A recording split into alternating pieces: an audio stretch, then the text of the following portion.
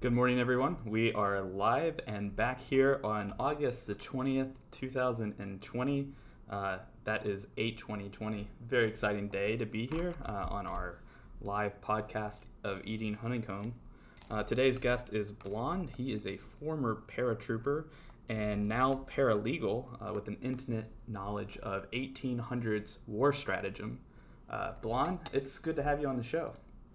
Good to be here. Long-time listener, first-time guest. First-time guest, long-time listener, long-time guest, to be honest. I've been planning this one for a while. You've known about this one since at least 2019 when we were tossing this around in the different circles that we... I remember when we would meet in your garage to come up with plans, and we were like, hey, one day you're going to have this Honeycomb podcast and I want to be one of your first guests.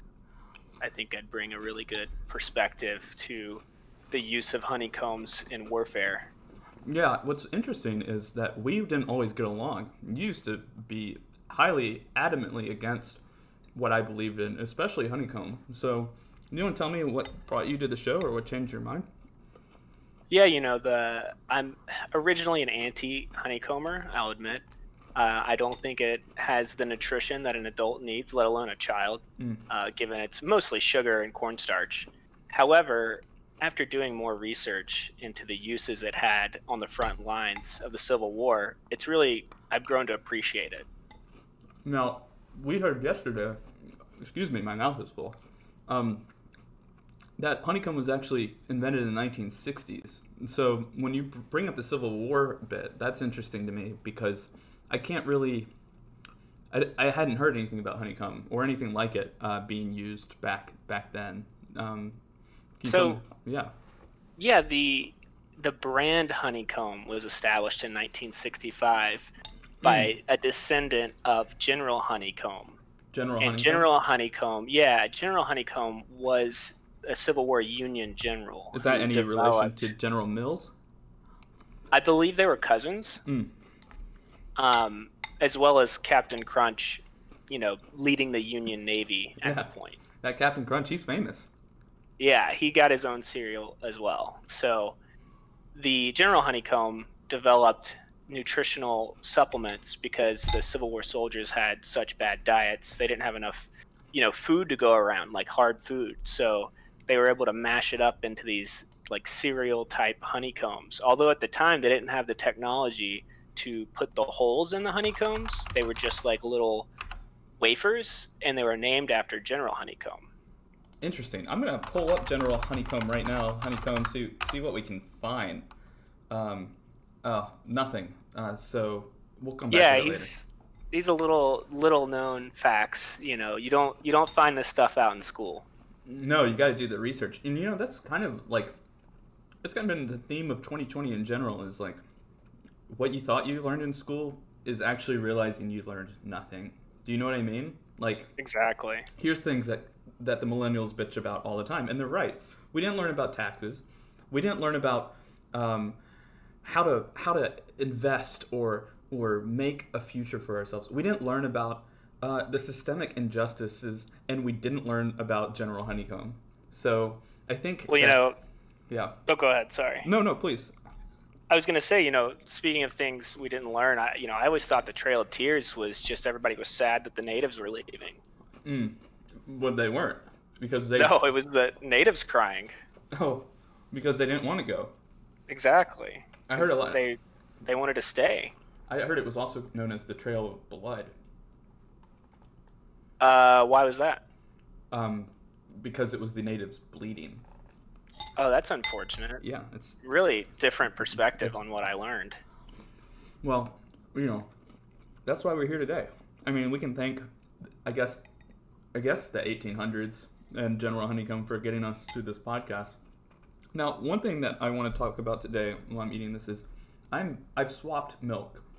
I had a couple of people telling me yesterday that I might get diabetes from eating honeycomb, and part of me was like, they might be right, but it's only one box. It's only one box of honeycomb, But right. I was using whole milk because that's all we had in the house. The whole milk wasn't for us; it was for our roommate, the baby, and that was really just I think that was icing on the cake. So now I'm on 2%. I went to the store right before this, got some 2% milk, and I still feel sick. I'm about to the point where I feel sick eating the honeycomb. So clearly the milk didn't help. Probably not the milk. Why do you think I feel sick every time I eat this? The sugar in the honeycombs. But there's sugar in everything. Right, but it's highly processed, and like I said, I think the honeycombs themselves, going off of General Honeycomb's formula, are mostly cornstarch and just kind of additives to fill soldiers up. It's not really meant to be a nutritional meal. It's meant to be more of a supplement to stand in for actual meals. So I think that might be why you're feeling sick. But I don't understand how this would benefit anyone. So if you're on the front lines and you're aiming down sights, as they say, you're loading your battle cannon full of gunpowder, and you're a little shaky from the nausea induced by the honeycomb. I feel like there's a little bit more going on here. They were all shaky though, because they were all alcoholics. So the honeycomb didn't really change anything other than it gave them the sensation of feeling full, and it gave them enough energy through the sugar to get through the battles. Whereas the Confederates relied on hardtack and were just alcoholics, eating pieces of dried cornbread. And so honeycomb won. Well, Mr. Link says in the chat that it's a sugar bomb, and our body doesn't digest it, or something, because it's so processed. That's very true. I don't know how it's legal. I wonder, you've mentioned you've dabbled a little bit outside of paratrooping and paralegal in nutrition. What are the nutrition facts I should take away from this call today? Stop eating honeycombs right now. You should. Unironically, stop eating them? Yes. You are going to make yourself sick. On the back You're an adult. You need to eat real food. Okay. I highly object to any cereal for breakfast for an adult. I think make yourself some eggs, maybe half a bagel or a bagel, put a little cream cheese on there. Get yourself about a 400 or 500 calorie meal with a good amount of protein. Or alternatively, do the German thing, eat some yogurt and some granola and some fruit. Much more wholesome, and you're getting more protein and good carbs rather than straight up sugar. I see. So on the back of the box, let me see if I can pull up a honeycomb box from today. You may have noticed I brought a Celsius into the camera here. That's the guest to my cereal. As you're the guest to the show, the Celsius today is the guest to my cereal experience. So that seems like a deadly combo. I'm going to go ahead and pull up the... Well, that's the wrong window. That's me streaming the stream. Huh. Well, I guess we're not going to be pulling it up today. I can give it to you. I have it pulled up if you'd like to know the facts. No, I don't need the facts. What I'm looking for is the back of the honeycomb box. I'll take a picture and I'll share that tomorrow, and tomorrow's guest, we can talk about that. Back of the honeycomb box basically says 7 ways to a great week or something. And it's got children running in and out of the honeycombs cells. We learned that they're called cells yesterday. I'll go ahead and show you as a reminder that these are cells. And it looks healthy. The box looks healthy.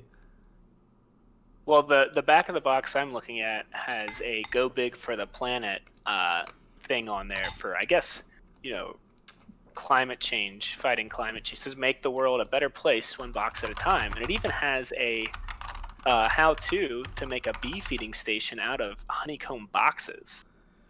You're probably looking at an old box. I'd wager a guess that it's an older box.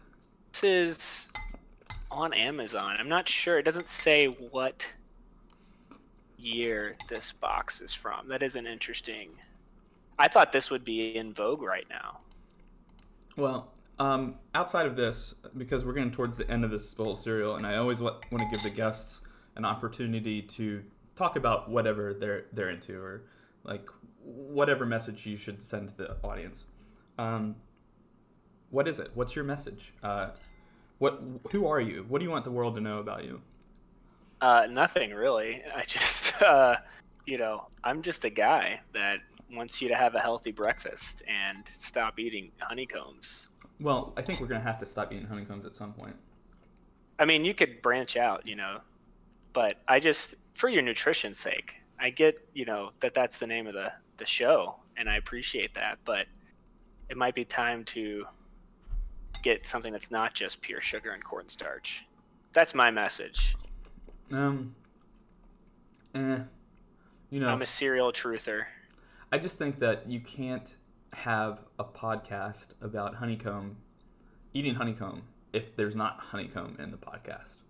I'm trying to deal with this. I don't know if it's. I think we can't rebrand yet. A non-copter is very upset right now about a box art idea that he says he had, which is I don't understand. Well, it's difficult because we exist in a digital age where they're pushing these psychic thoughts into our brains through like subliminal messaging. And it very well could have been his idea or your idea or my idea, or it could be the zeitgeist. So you mean the box art that I was mentioning? A non-copter thought of that, and they took it from his brain, and they transplanted it into your brain. Oh, onto Amazon as well, I assume. Yeah. So anyway, I'm at the bottom of the bowl. I guess the question is, should I drink the milk today? No, don't Drink. Okay, I think I'm gonna drink it. I hope you have an insulin shot. Oh, that was delightful. All right, Blonde. Well, thanks for being my guest today. I learned a lot of interesting facts about the Civil War, and about honeycomb. Thanks for having me. Hope to be back eventually. Yeah, I hope to have you back sometime. Everybody, thanks for joining us today, and see you tomorrow.